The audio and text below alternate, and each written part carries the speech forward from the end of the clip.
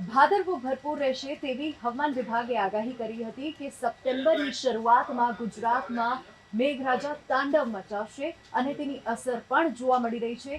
દક્ષિણ ગુજરાતમાં તેની અસર હાલ દેખાઈ રહી છે, પરંતુ હવે વારો આવશે ઉત્તર ગુજરાત અને કચ્છનો, કારણ કે મધ્યપ્રદેશ અને રાજસ્થાનમાંથી મેઘરાજાની જે ધરી પસાર થઈ રહી છે તેના કારણે ઉત્તર ગુજરાત અને કચ્છના કેટલાક ભાગોમાં તેની અસર દેખાશે.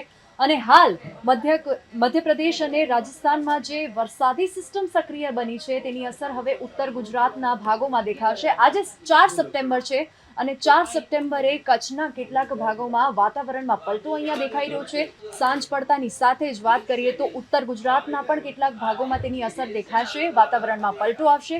પરંતુ આવતીકાલે એટલે કે 5 સપ્ટેમ્બર જે છે તે ઉત્તર ગુજરાત માટે અને કચ્છના કેટલાક ભાગો માટે સૌથી વધારે સતર્ક રહેવાની વાત છે ત્યાં, કારણ કે આપ અહીંયા જોઈ શકો છો કે ગાંધીધામ અને કચ્છના કેટલાક ભાગોમાં અહીંયા જે છે તે સિસ્ટમ અહીંયા બની રહી છે. એનો મતલબ એ થાય છે કે આવતીકાલે 5 સપ્ટેમ્બર માટે કચ્છ માટે ભારે છે, કારણ કે અહીંયા ધોધમાર વરસાદ વરસવાની શક્યતા સેવાઈ રહી છે. વાતાવરણમાં પલટો આવી શકે છે. સાથોસાથ સૌરાષ્ટ્રના કેટલાક ભાગોમાં પણ વાતાવરણમાં પલટો આવી શકે છે.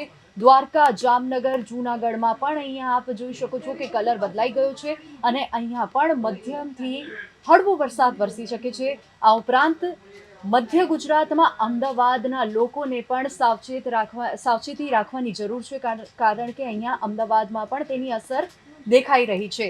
આવતીકાલે 5 સપ્ટેમ્બરમાં દક્ષિણ ગુજરાતમાં પણ વાતાવરણમાં પલટો નોંધાઈ શકે છે અને વાતાવરણમાં ઠંડક પ્રસરી શકે છે, કારણ કે આપ તાપમાન પણ અહીંયા જોઈ શકો છો કે 25 થી 27 ડિગ્રીની આસપાસ અહીંયા તાપમાન પણ રહી શકે છે. સુરતમાં 27 ડિગ્રી તાપમાન, વલસાડમાં 27 ડિગ્રી તાપમાન.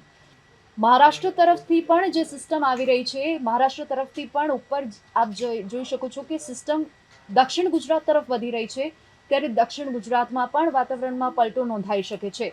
હવે વાત કરીએ 5 સપ્ટેમ્બરની 12 વાગ્યા સુધીમાં કયા કયા જિલ્લાઓમાં વરસાદ આવી શકે છે. તો દક્ષિણ ગુજરાતમાં સૌપ્રથમ વાત કરીશું. દક્ષિણ ગુજરાતમાં વલસાડમાં તેની અસર દેખાશે. સુરતમાં પણ વાતાવરણમાં પલટો નોંધાઈ શકે છે. આ ઉપરાંત અમદાવાદમાં, મધ્ય ગુજરાતમાં પણ કેટલાક ભાગોમાં તેની અસર દેખાઈ શકે છે.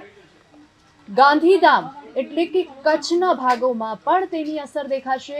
આવતીકાલે ગાંધીધામ અને જામનગર, સૌરાષ્ટ્રમાં પણ એટલે કે જામનગરમાં પણ તેની અસર દેખાશે. જામનગર, દ્વારકા, ગાંધીધામ, નલિયા અને આ તમામ જે આ પટ્ટો આપ અહીંયા જોઈ શકો છો, અહીંયા વાતાવરણમાં પલટો દેખાઈ રહ્યું છે, એટલે કે આવતીકાલે કચ્છના ભાગોમાં સૌથી વધારે સાવચેતી રાખવાની જરૂર છે.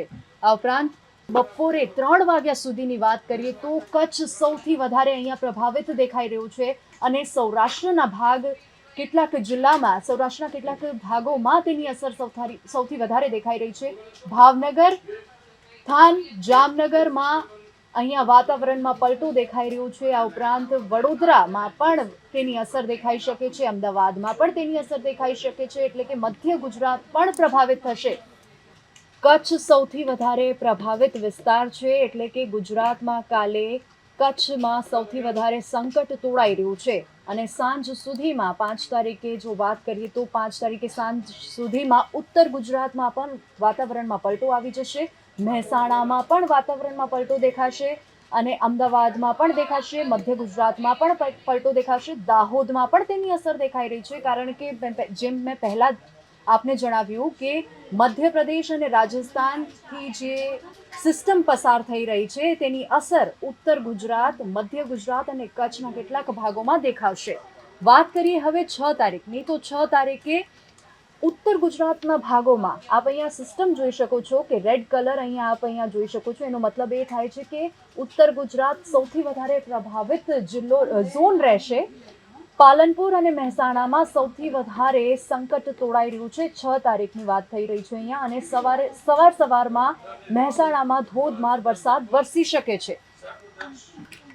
6 તારીખ સાંજ પડતા દક્ષિણ ગુજરાત અને સૌરાષ્ટ્રના ભાગોમાં તેની સૌથી વધારે અસર દેખાશે અને આખા ગુજરાતની વાત કરીએ તો વાતાવરણ જે છે 19 થી લઈ 30 ડિગ્રીની આસપાસ રહેશે, એટલે કે વાતાવરણ 19 થી 30 ડિગ્રીની આસપાસ નોંધાઈ શકે છે.